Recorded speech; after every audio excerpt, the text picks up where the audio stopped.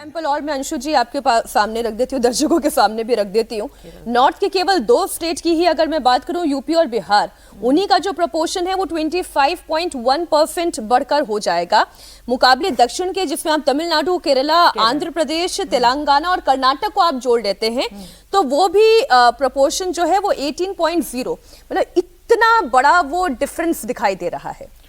तो मीनाक्षी, जो ये पूरा एक परिसीमन हो रहा है और जिस तरह से जनसंख्या के हिसाब से सीटें बढ़ाने की बात की जा रही है, तो प्रत्येक राज्य में जिस अनुपात में आबादी बढ़ी है, जिस प्रकार की जनसंख्या है, उसको देखते हुए उस अनुपात में हमें सीटें बढ़ती हुई दिखाई पड़ेंगी।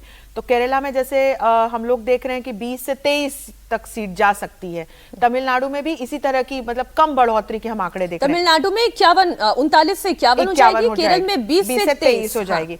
मध्य प्रदेश में आप यदि देखें तो लगभग डबल के आंकड़े हमको होते हुए, अभी 29 सीट्स हैं, हम 51 सीट तक जाते हुए देख सकते हैं। पर मीनाक्षी, फिर मैं इस बात पर आऊंगी कि ये तो एक तकनीकी बिंदु है कि जनसंख्या के अनुपात में सीटों का निर्धारण होगा। तो इसमें यदि दक्षिण की तरफ से या कांग्रेस की तरफ से यदि इस प्रकार के स्टेटमेंट्स आते हैं तो ये समझने की आवश्यकता है कि ये पूरा जो एक कैलकुलेशन हो रहा है, ये किसी एक व्यक्ति या दल या पार्टी की मर्जी से नहीं हो रहा ना, ये तो पूरा एक फॉर्मूला बेस्ड, किस प्रकार से एक परिसीमन के बाद स्थिति आती है उसके हिसाब से सीटें आएंगी। और इसको महिला आरक्षण से जोड़ देना तो मुझे और दुखदाई दिखाई पड़ता है, क्योंकि being a women my self, अगर मैं आपको ये कुछ ग्लोबल आंकड़े रखूं अगले 1 मिनट में, तो 195 देश है दुनिया में, 193 यूनाइटेड नेशंस के मेंबर्स हैं।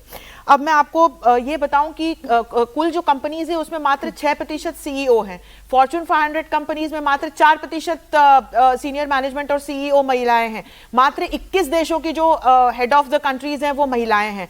और ये फिर हम अगर परसेंटेज वाइज देंगे तो 22% महिलाओं के पास अभी नेतृत्व की भूमिका है विश्व में।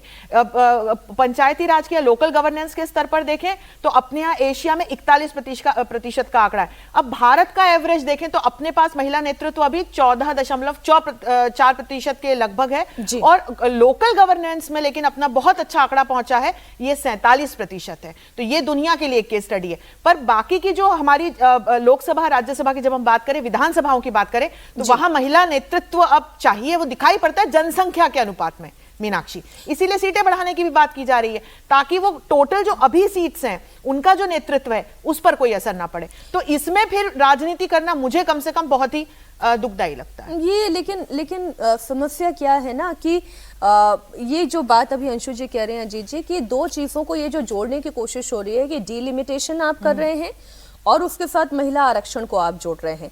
विपक्ष महिला आरक्षण पर तो सरकार के साथ खड़ी होगी, लेकिन क्या बिना डिलिमिटेशन किए क्या महिला आरक्षण को लागू किया जा सकता है?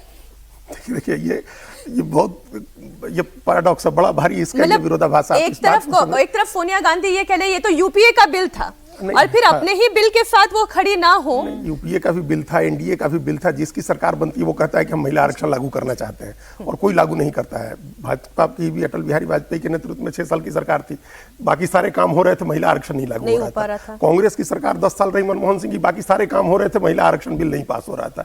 उन्होंने सरकार दांव पर लगा करके न्यूक्लियर बिल पास करा लिया उस तरह से, जबकि उसका बीजेपी ने विरोध किया था। महिला आरक्षण पर बीजेपी साथ थी तब भी वो पास नहीं होता था। तो ये सबके अपने पूर्वाग्रह थे, और हमारा हमेशा मानना है, जो अभी अंशु जी ने दिया आंकड़े बहुत अच्छे हैं, किसी देश ने आरक्षण लागू करके इस तरह का अपना अचीव नहीं किया है। हम तो हमेशा इस देश के नेताओं से कहते हैं कि आपको किसने रोका है कि आप 40% महिलाओं को टिकट मत दीजिए? बीजेपी को किसने रोका है? कांग्रेस को किसने रोका है? ममता बनर्जी ने पिछले लोकसभा चुनाव में 40% महिलाओं को टिकट दिया। नवीन पटनायक ने अपनी पार्टी में 35% महिलाओं को उसने टिकट दिया। नवीन पटनायक ने, ममता बनर्जी ने, तो आपको किसने रोका? आप भी दीजिए, 50% दीजिए ना भाई, 33% ही क्यों दे रहे हैं? बीजेपी कहे कि हम 50% महिलाओं को टिकट देंगे, कांग्रेस भी। अभी 1 मिनट बात जो हम कह रहे हैं, जहां हम लोग शुरू किए, देखिए अमित शाह ने कहा था, केंद्रीय गृह मंत्री ने, कि प्रो राटा बेसिस पर सीटें बढ़ेंगी। मतलब एक स्टेट में जितना % सीट बढ़ेगा, दूसरे स्टेट में भी उतनी ही % सीटें बढ़ेंगी। इसको प्रो राटा बेसिस कहते हैं। अब प्रो राटा बेसिस से हट के और ये अलग अलग स्टेट के लिए जनसंख्या के आधार पर % निकालेंगे तो ये और ज्यादा परेशानी होगी।